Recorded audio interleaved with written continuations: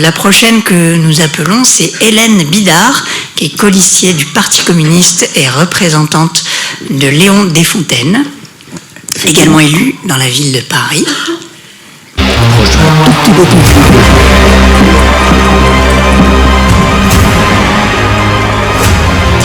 Et donc pour l'interviewer, nous accueillons deux nouveaux jeunes. Nous accueillons Mathieu Bellemin, qui est également lycéen à l'Institut national des jeunes aveugles. Et Marie-Jana, je sais que j'allais buter. Jana Réli, pardon, excuse-moi, Marie, étudiant. Installez-vous. Merci à vous trois. Merci à vous trois de participer à ce débat. La règle est la même. Hein. Je peux peut-être la rappeler. On a 30 minutes ensemble pour que vous puissiez exposer votre projet, effectivement. 30 secondes pour chaque question et puis 2 minutes de réponse. Mais vous avez le droit de commencer avec 3 minutes ouvertes. Vous en faites ce que vous voulez. Bonjour et bienvenue en tout cas. Bonjour. D'abord, je veux remercier toutes les associations qui ont participé à l'organisation de ce grand oral important. Je suis très très heureuse d'être parmi vous. Alors moi dans la vie donc je suis élue en effet à la ville de Paris en charge de l'égalité femmes-hommes, la jeunesse et l'éducation populaire, mais là je suis présente comme candidate aux élections européennes sur la liste de la gauche unie pour le monde du travail, une liste où il y a le Parti communiste, Fabien Roussel, Léon Desfontaines, mais aussi la gauche de Emmanuel Morel, la gauche républicaine et socialiste, le MRC, les radicaux de gauche et l'engagement qui est le parti formé par Arnaud Montebourg. Donc vous voyez, c'est un rassemblement de plusieurs partis de gauche, donc je voulais le préciser en entrée. Et puis, à vrai dire, à la base, ce n'est pas moi qui devais être là, ça devait être Fatima Kalouk, qui est 8e sur notre liste. Alors vous disiez qu'il n'y a pas de personnes en situation de handicap en position éligible, il ne tient qu'à vous. Elle est 8e sur la liste, donc 8% ça suffira pour qu'elle soit élue. Elle est non seulement, évidemment, elle est en situation de handicap, mais elle est surtout militante et salariée d'associations qui travaillent donc avec des associations qui œuvrent pour faire reconnaître le handicap et qui lutte contre les discriminations notamment. Et donc Fatima Kalouk devait être là, mais il se trouve que c'est notre candidate dans le Val-de-Marne. Et donc c'est elle qui fait le grand meeting du Val-de-Marne, et puis moi qui viens pour donc la représenter ici. Mais on s'est dit, à vrai dire, toutes les deux, que c'était plutôt bien voilà, qu'elle puisse faire ce beau meeting dans le Val-de-Marne et que ce soit moi qui vienne vous parler ici et que tout le monde soit en capacité aussi de s'approprier les propositions sur le handicap aussi au niveau européen. Je voulais vous dire quelques mots de politique s'il me reste un petit peu de temps, sinon ce sera dans la conversation. Ce que je veux vous dire, c'est que l'Union européenne, c'est une source de droits importante pour les personnes en situation de handicap. C'est 87 millions de personnes sur son territoire. Et que la construction de l'Union européenne, elle a intégré un minimum de droits sociaux, pour nous pas assez, et surtout elle l'a pris sur le prisme du marché. Ça a conduit les institutions européennes à établir des règles, qui sont des bonnes règles, en matière d'accessibilité de biens et de services. Le dernier outil en date, c'est l'acte européen d'accessibilité de 2019, mais il n'est pas encore pleinement transposé sur le droit français. Donc déjà, il y a ce sujet de transposition sur le droit français.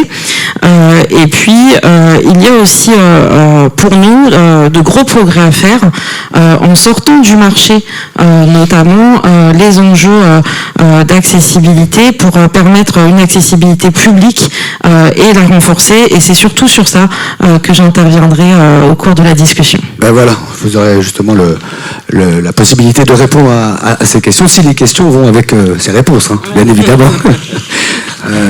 Qui est-ce qui veut commencer? Voilà, on a la chance d'avoir donc ces Je vais me permettre de commencer. On va commencer sur les mobilités internationales, ce qui est une compétence de l'Europe et qui est un outil d'émancipation pour les jeunes. Mais beaucoup d'étudiants et d'étudiantes en situation de handicap en fait abandonnent l'idée suite à des mauvais aménagements pédagogiques, aménagements pour la vie étudiante, aménagement global, pour leur permettre des études dans d'autres pays. Donc, qu'est-ce que vous proposeriez pour améliorer justement la mobilité européenne pour les étudiants et étudiantes en situation de handicap? D'accord. Alors, d'abord, il y a l'enjeu du transport. Je ne sais pas si vous voulez qu'on en parle là ou si vous voulez en reparler après. Ou si vous voulez... Oui ? C'est à vous de voir. Alors, je vais en parler quand même un petit peu puisque ça a été évoqué tout à l'heure. Il y a l'enjeu du transport et d'une harmonisation européenne sur la mobilité concrète. Vous avez parlé tout à l'heure de l'enjeu dans l'avion et du règlement européen de 2006 où les compagnies aériennes doivent normalement permettre l'accès égal. Or, aujourd'hui, il n'y a pas assez de contrôle de toute évidence et les compagnies ne sont pas assez responsabilisées et indemnisées et n'indemnisent pas assez. Donc, on a besoin d'informations plus claires d'abord et puis de contrôle. Et puis, je veux juste dire, j'ai appris en travaillant sur le sujet qu'il y a des progrès qui sont en cours, notamment pour moderniser les avions, pour prendre l'avion directement avec son fauteuil.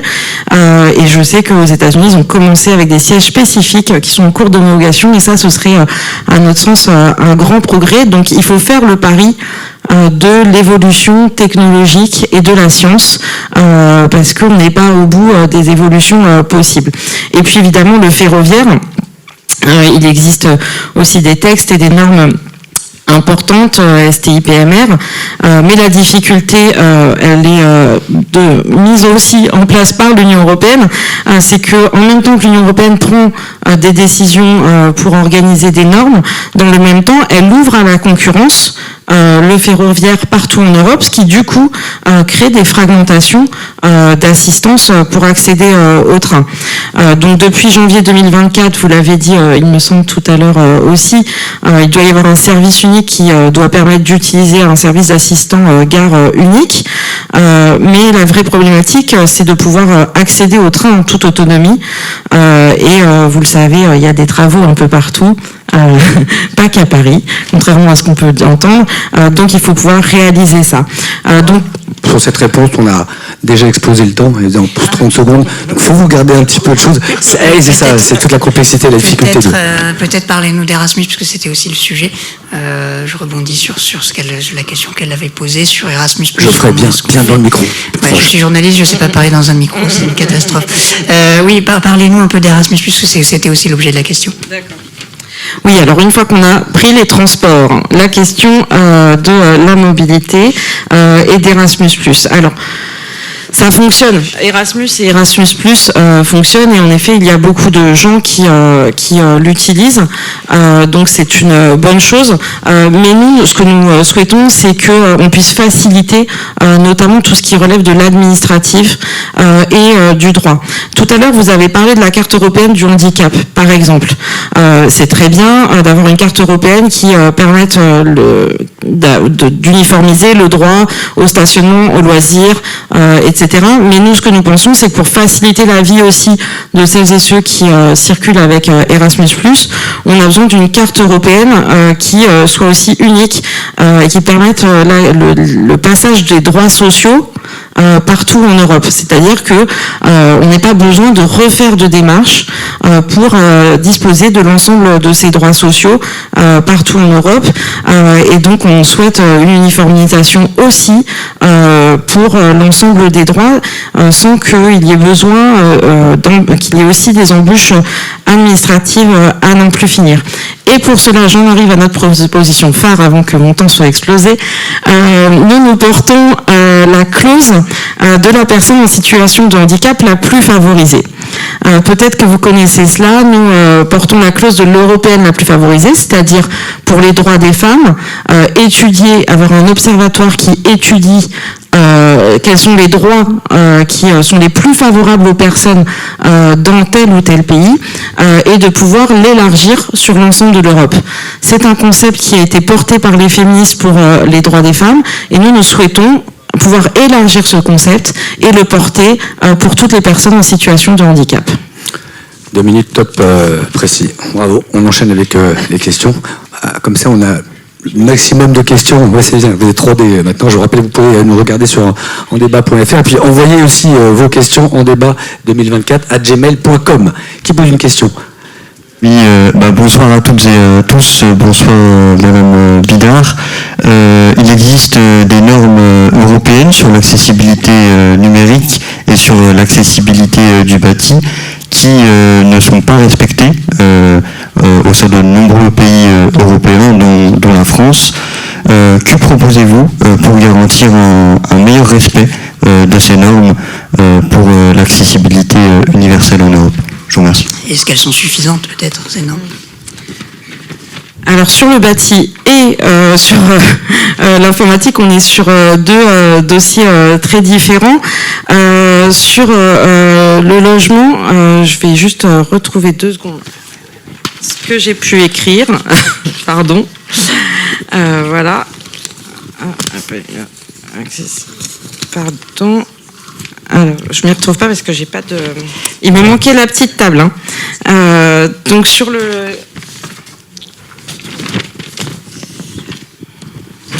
Sur le logement, bon, j'ai pas retrouvé mes notes exactement parce que j'avais des chiffres que je voulais vous redonner, mais bon, je pense qu'on parle aussi à un public averti.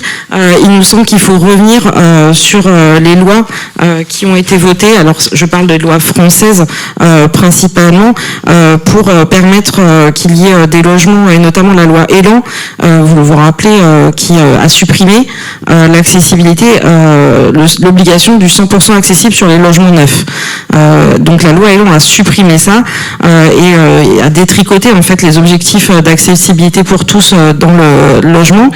Donc il nous semble qu'il faut revenir sur ça. On est là sur un enjeu français, je le sais bien, mais ce droit au logement pour toutes et tous doit évidemment être porté au niveau européen.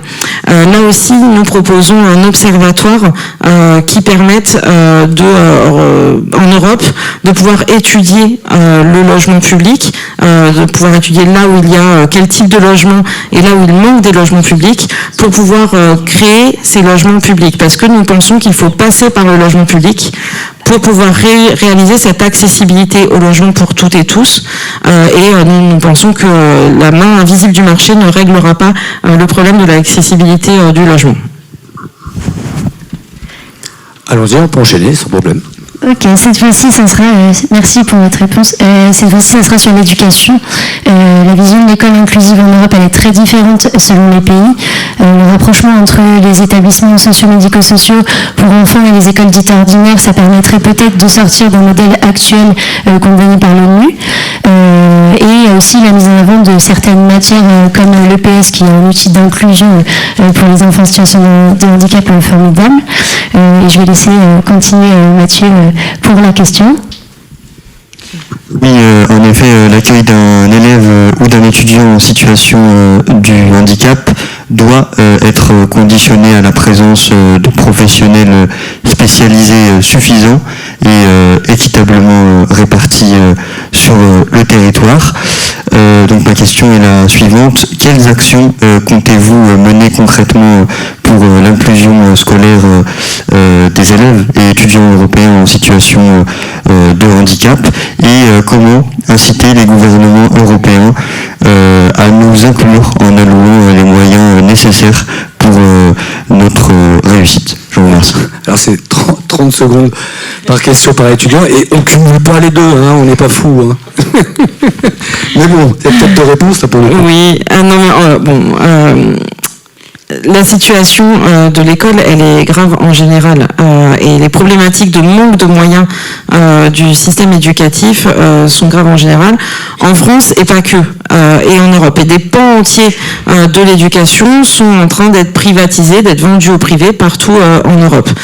C'est gravissime parce que ça veut dire que seuls ceux qui ont les moyens pourront bénéficier d'aide et de dispositifs permettant de les aider, et de compenser. Mais vous savez comme moi, il n'y a pas une situation des personnes handicapées. Il y a déjà la multiplicité et la variété des situations de handicap, mais aussi le niveau social. Il y a ceux qui pourront payer et ceux qui ne pourront pas payer. Et donc nous sommes contre ce système-là et nous souhaitons que l'école publique, les services publics puissent bénéficier massivement d'investissements. Et ça va, je tiens à vous alerter parce que beaucoup de listes vont vous dire évidemment on est favorable à cela, à ce qu'il y ait plus de moyens. Sauf que quand on vote les budgets d'austérité au Parlement européen, qu'on soit de droite ou de gauche, parce que plusieurs partis de gauche les ont votés, derrière ça se décline par des plans d'austérité. Bruno Le Maire a fait 10 milliards d'économies et annonce 20 milliards d'économies sur les services publics. Ça veut dire ces 20 milliards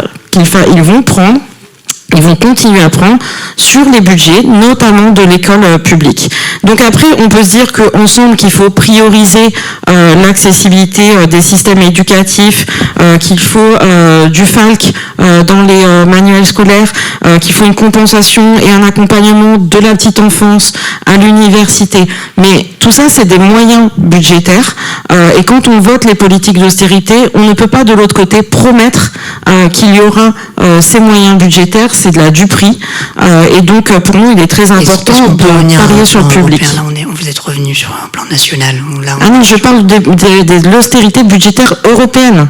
C'est des budgets européens dont je parle. Et justement, du fait qu'au Parlement européen, les groupes politiques et les députés politiques ne peuvent pas d'un côté voter des budgets d'austérité européens pour après dire en France qu'on va promettre l'accessibilité. Parce que ça ne sera pas compatible et pas possible.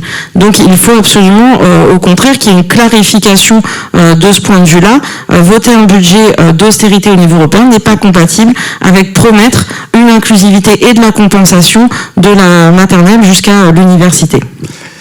Autre question ? Oui, alors ça sera sur l'insertion professionnelle. En moyenne, les jeunes en situation de handicap mettent 7,6 mois pour trouver un emploi en Europe, contre 4,2 mois pour les jeunes en situation sans handicap en Europe. Donc, quels sont les leviers d'action pour une insertion professionnelle pour les jeunes en situation de handicap? Et si vous voulez dire quelques mots pour l'accompagnement aussi des employeurs pour favoriser l'insertion professionnelle des jeunes en situation de handicap. Je vous laisse répondre, je précise juste qu'on est à la moitié de votre séquence. Voilà. D'accord, merci beaucoup. Sur les enjeux liés à l'emploi, d'abord l'accès à l'emploi, il est conditionné à une série de facteurs personnels, socio-économiques et environnementaux aussi. Et donc cette chaîne d'accès à l'emploi, elle commence avec l'accès à la formation et à l'orientation, et ça rejoint la problématique que vous avez pu poser tout à l'heure, la formation initiale. Et pour nous, jusqu'à 18 ans, on doit garantir jusqu'à 18 ans un accès à l'école publique pour tout le monde, et donc avec compensation si besoin. Et puis il faut permettre aussi, évidemment, ça va avec l'accès au transport, au logement, et puis à pouvoir aller au travail tout simplement, donc à l'autonomie aussi dans les transports. Mais cette chaîne, elle est donc semée d'obstacles pour les personnes en situation de handicap, vous le savez, avec notamment l'inaccessibilité des lieux de travail et de leur environnement, les idées reçues et les discriminations. Je veux redire que c'est quand même le premier critère de discrimination à l'emploi. Très souvent, on va parler d'autres critères qui dont on parle dans les médias, mais la question du handicap est le premier critère. Le second est celui de l'apparence physique, et donc c'est des critères qui créent des discriminations massives. Le taux de chômage des personnes handicapées, il est 2 fois supérieur à la population générale, c'est dire si il y a un travail important à faire pour rattraper ces discriminations qui sont structurelles et systémiques. Ça va au-delà de discrimination sur des individus, mais c'est bien massif et c'est bien systémique. Donc pour nous, il y a un enjeu d'abord à une prise de conscience collective sur le sujet. et à agir particulièrement auprès des jeunes qui sont en situation, qui ont cette double peine, qui sont 34% au chômage contre 20% de la population générale, avec des recherches d'emploi qui sont toujours plus longues pour les jeunes.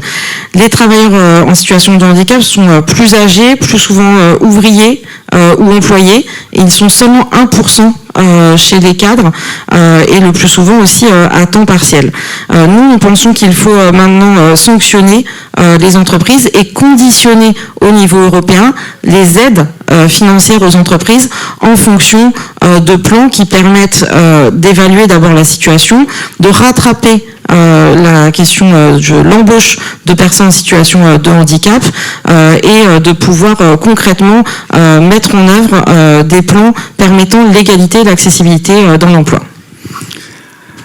Nouvelle question, encore... Oui, on en a déjà parlé tout à l'heure. Que pensez-vous du projet porté par les associations pour la création d'un comité institutionnel européen des personnes en situation de handicap, ainsi que son évolution potentielle en agence européenne dédiée, et puis plus largement en tant que futur parlementaire européen, quelle fonction et quelle légitimité accorderiez-vous à ce comité? Je vous remercie. Merci beaucoup de la question. On est évidemment 100% pour. Alors, nous avions écrit un observatoire. Je pense qu'on pourra se mettre d'accord sur la forme institutionnelle que ça doit prendre. Je pense que c'est très important sur cette situation. D'abord, il y a au Parlement européen actuellement, il y a un intergroupe handicap de députés et il faut le dire, la France y est totalement inactive. Le Conseil français a fait un manifeste et c'est très bien. Nous, on s'engage à participer réellement et à rendre public les travaux de l'intergroupe handicap des députés au Parlement européen. C'est très important de rendre public ce qui s'y passe, d'être actif dans cet intergroupe au Parlement européen. Et puis, ça doit nous permettre aussi de mieux organiser la participation politique. Parce que ce que vous proposez, à mon avis, peut aussi permettre d'avoir valeur d'exemple et de permettre aussi l'entrée en politique de nombreuses personnes en situation de handicap, de solliciter les partis politiques au moment des élections européennes, mais aussi en dehors des moments d'élection, parce que c'est là que ça se joue. Pour avoir des personnes en situation de handicap après élues, il faut remonter en amont toute la chaîne et aller solliciter aussi la participation citoyenne et la participation dans les partis politiques. Et pour ça, il faut que les partis politiques soient interpellés par les politiques publiques qui sont proposées au niveau européen. J'ai cette question pour vous, posée à l'extérieur. Quels sont vos projets au sujet des institutions médico-sociales en Europe, notamment compte tenu des recommandations de l'ONU à ce sujet, que certains pays de l'Europe ne respectent pas, et la France notamment? Ce sera peut-être notre dernière question et votre dernière réponse. D'accord. Sur les enjeux de santé. Question de Louisa, pardon. Oui, sur les enjeux de santé, nous parlons avec notre liste d'abord de relocaliser en France et en Europe un certain nombre d'industries. Tout à l'heure, j'évoquais le fait qu'aux États-Unis, on avance sur des nouveaux fauteuils permettant de monter en avion avec. Nous pensons qu'il faut relocaliser des industries en France et en Europe pour permettre le développement de la recherche en France et en Europe sur tout un tas de sujets, et notamment relocaliser des pôles publics pour le médicament, relocaliser des pôles publics aussi pour le développement aussi de technologies permettant des compensations. Ça ne fera pas tout, et je voulais parler, ça me tombe très bien, je vous remercie de me poser cette question dernière, je voulais parler de Femmes pour le dire, Femmes pour agir, qui est une association que je connais bien, et de la situation particulière des femmes en situation de handicap, qui vont cumuler encore plus que d'autres une inaccessibilité aux soins gynécologiques, aux soins de l'endométriose, à la détection du cancer du sein, à toutes ces maladies. Et donc, nous souhaitons qu'il y ait une prise en charge publique à 100%. D'ailleurs, sur le cancer du sein, on vient de porter une proposition de loi à l'Assemblée nationale pour une prise en charge à 100% des perruques et des protections, des remplacements mammaires, etc. Parce qu'aujourd'hui, ça n'est pas le cas. Il y a un gros enjeu financement sur la santé et de relocalisation en France et en Europe pour permettre une accessibilité publique à l'ensemble des personnes en situation de handicap. Et vous l'avez compris, pour nous c'est très important qu'il n'y ait pas une barrière de classe, c'est-à-dire une barrière en fonction des revenus pour toutes les personnes en situation de handicap, mais que tout le monde puisse bénéficier des mêmes soins. Voilà, on va passer à la conclusion. Normalement, vous avez 3 minutes. Comme on a un peu grignoté, vous n'avez plus que 1 minute 20, mais je pense qu'on a quand même dit pas mal de choses. Je vous laisse tranquillement quand même trouver votre papier. Autant utiliser 1 minute qu'1 minute 20, n'importe comment. C'est votre temps de parole. Oui, ben, merci beaucoup. Ça passe très très vite quand c'est votre tour, je peux vous le dire. Je voulais donner en conclusion quelques propositions. Donc, j'ai parlé de la clause de la personne handicapée la plus favorisée en Europe. Pour nous, c'est le cadre et le global dans lequel on veut pouvoir agir et porter ce concept-là au niveau européen pour permettre une élévation des droits pour tout le monde par le service public. Je voulais vous dire aussi qu'en termes de lutte contre les discriminations, on souhaite améliorer notamment les outils statistiques pour mieux lutter contre les discriminations croisées. Vous l'avez compris, en guise de conclusion, je vais donner quelques propositions qu'on n'a pas pu forcément aborder. Sur la vie autonome, nous souhaitons un financement total avec des personnels de l'aide à domicile reconnus, bien formés et mieux rémunérés. Ça, c'est très important pour nous, les aides à domicile qui puissent être reconnues. Et puis, on souhaite une égalité pour les personnes handicapées devant la parentalité, devant l'adoption.